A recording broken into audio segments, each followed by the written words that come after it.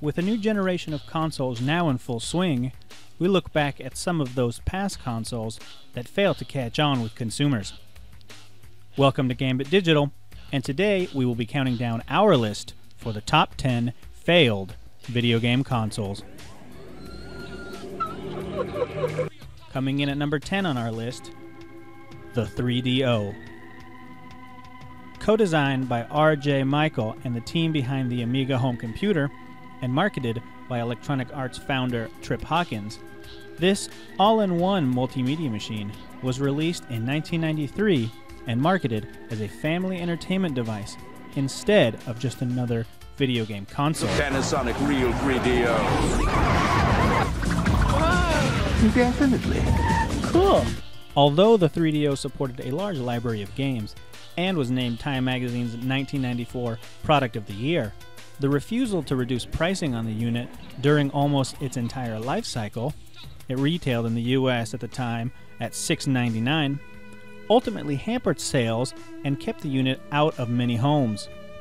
Due to the licensing method employed by 3DO, a number of different manufacturers produced the 3DO system for the market, making it a confusing choice for many consumers. In all, there were 5 different 3DO models on the market from different manufacturers. While the technical specifications for the 3DO were impressive for the time, its asking price was a hurdle that the console just couldn't get over, and thus, the 3DO now serves as a warning on how not to launch a new video game console. It's time to put away your toys. At number 9 on our list, the Atari Jaguar. Let's see how those beastly graphics and intricate moves that only come from 64 bits of Mega Power feel. Released by Atari Corporation in 1993, the very same year as the 3DO, the Jaguar was touted as a 64-bit system more powerful than any of its contemporaries. It wouldn't be best remembered for its games though, but more for its do the math ad campaign. Sumi Ninja only on the 64-bit Jaguar. Yeah! Marketing aside, the Jaguar had a number of problems before it even hit store shelves. The console's controller was widely criticized by critics and gamers as being far too big and unwieldy. With a baffling high number of buttons, 17 in total, a record that still holds today, the Jaguar controller was just too much. The Jaguar failed to secure any solid third-party releases and was plagued with weak first-party releases from Atari, ultimately dooming the system to fail. With the approach of the Sega Saturn and Sony PlayStation on the horizon, the Jaguar crashed and burned and took Atari out of the hardware business for good. Not even a failed CD add-on that made the Jaguar look like a toilet bowl could save it from disaster.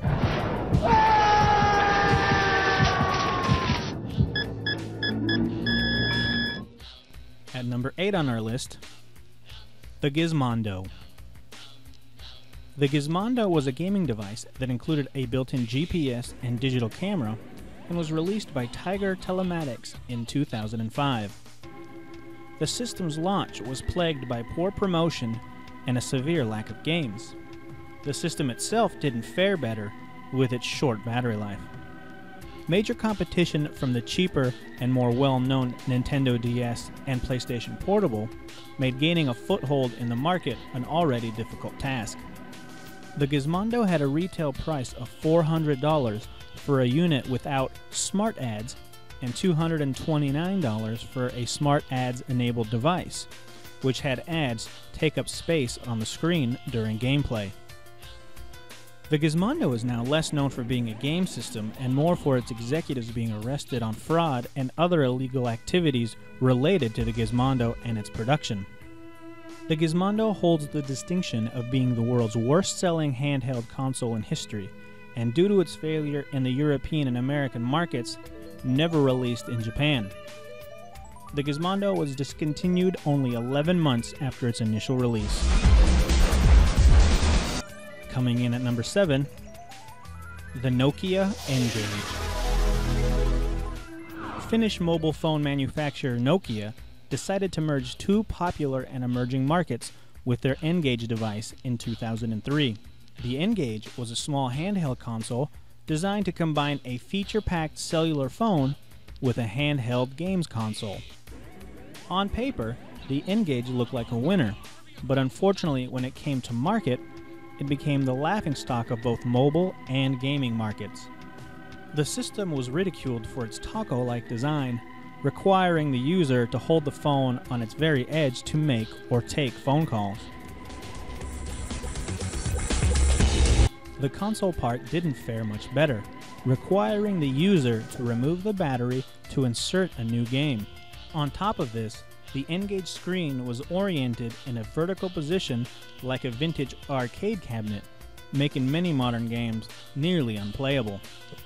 Sales on the N-Gage were so poor that after its launch, the system's price was dropped by $100 within a week after its release.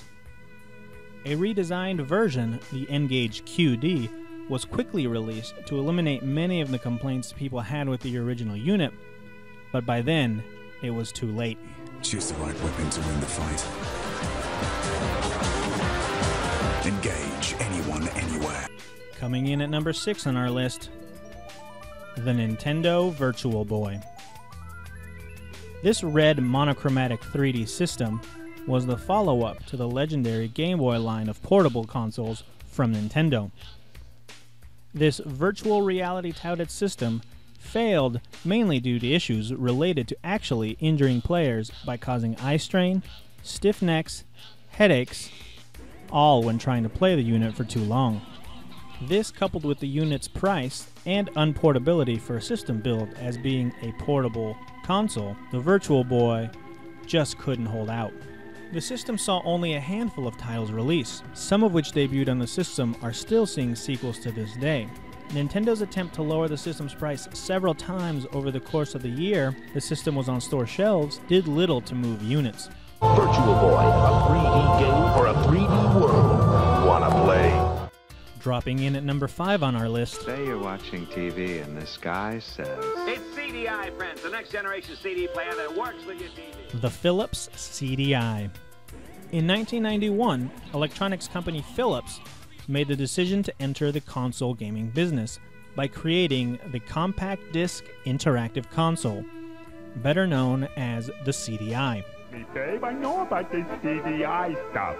Now get into CDI, starting at $299 with $200 of free software. The release of the CDI came about because of a convoluted deal involving Nintendo, Sony, and Philips. The Philips CDI was originally intended to be an add-on unit for the Super Nintendo, much like the Sega CD was for the Genesis, but this deal eventually fell through. Thanks in part to this partnership, though, Nintendo gave Philips the rights and permission to use several Nintendo characters for CDI games. Great! I can't wait to bomb some Dodongos! While the CDI didn't see a lot of traditional video game releases, the most notable being a Mario game and several poorly received Zelda games, it did see a plethora of educational titles. Like the 3DO, the CDI was marketed as not only a video game console, but also as a multimedia device. Besides being able to play CDI discs, the console was also capable of playing video CDs. The CDI ended up failing to capture a piece of the market thanks in part to its launch price of $700 and a plethora of controller problems. At number 4,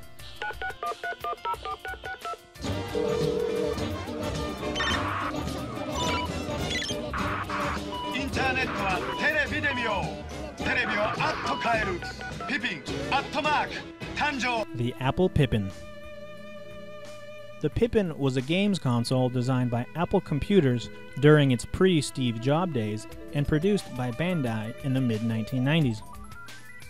The console was based around a PowerPC processor and used a version of Mac OS. It came standard with the 4X CD-ROM drive and a video output that could connect to a standard television monitor. Apple's original goal was to license the technology to third parties, much like the 3DO did with its hardware. Unfortunately, this never came to pass, as the only Pippin license was granted to Bandai. By the time Bandai released the Pippin console in 1995 in Japan and followed it up in 1996 for the United States, the video game market was already dominated by Nintendo and Sony. An already crowded market killed the console before it could ever get started. Coming in at number 3 on our list. ColecoVision plays all Atari cartridges. You mean it can't? Here's Pac-Man on ColecoVision. But here's Pac-Man for the Atari 5200 Super System. Now you're talking. And it doesn't work on ColecoVision. But won't their adapter? It won't play Super System cartridges. Not pole position? Not this pole position. Not centipedes? Not this centipedes. Only on the Atari 5200 Super System. But aren't they hard to find? They're everywhere. Everywhere? The Atari 5200 Super System. The Atari 5200. Atari would try to follow up their hugely successful 2600 with a much more powerful 5200. On paper, everything about the 5200 was a step above and beyond what was currently available on the market. The launch unit featured 4 controller ports for multiplayer action and a controller with a pause game function, a first for its time. While the unit was indeed powerful, one fatal flaw killed it in the eyes of many consumers. The 5200 was not backwards compatible with 2600 game cartridges. In the early days of video games, forcing consumers to buy a new console to play the same game was out of the question. This fact, coupled with Atari releasing 5200 games that were essentially ports of current 2600 titles, led to the console's early demise in the market. At number 2 on our list, the Gamecom. Pronounced Gamecom, not Game.com, this handheld game console, released by Tiger Electronics in 1997, was another effort in combining several different products into one. The unit featured many new ideas for a handheld console of the time, and was aimed at an older target audience, with its PDA-style features and a touch-sensitive screen and stylus. The Gamecom was unique for the fact that it included 2 slots for game cartridges. Tiger did manage to secure a number of third-party licenses upon its release, including Duke Nukem 3D and Mortal Kombat. This isn't to say that the third parties developed any games for the unit, as all game development, even on licensed games, was done in-house. This meant that third-party development, something essential to the success of any game console, was absent. And coming in at number 1...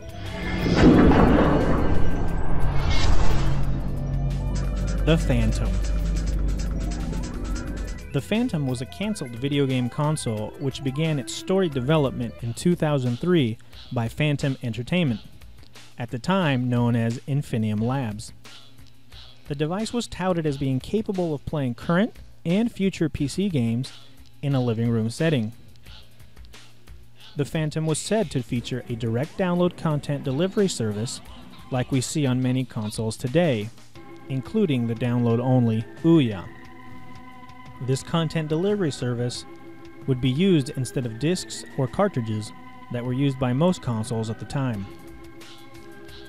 A physical prototype of the Phantom was first seen at May 2004 Electronic Entertainment Expo. The Phantom would open online pre-orders on August 17th of 2003 with basic hardware specs and a price of below $399. The system would miss its target release date of first quarter 2004 and eventually be pushed back to the Christmas holiday, eventually missing that as well. The Phantom was a no-show at E3 2005, and soon after that became nothing more than vaporware. The Phantom still managed to live on in spirit though, as in late 2007, Phantom Entertainment would release the lapboard that was touted with the system. This keyboard-mouse combo would allow PC-like controls while sitting on the couch. Do you agree with our picks? Is there something we missed?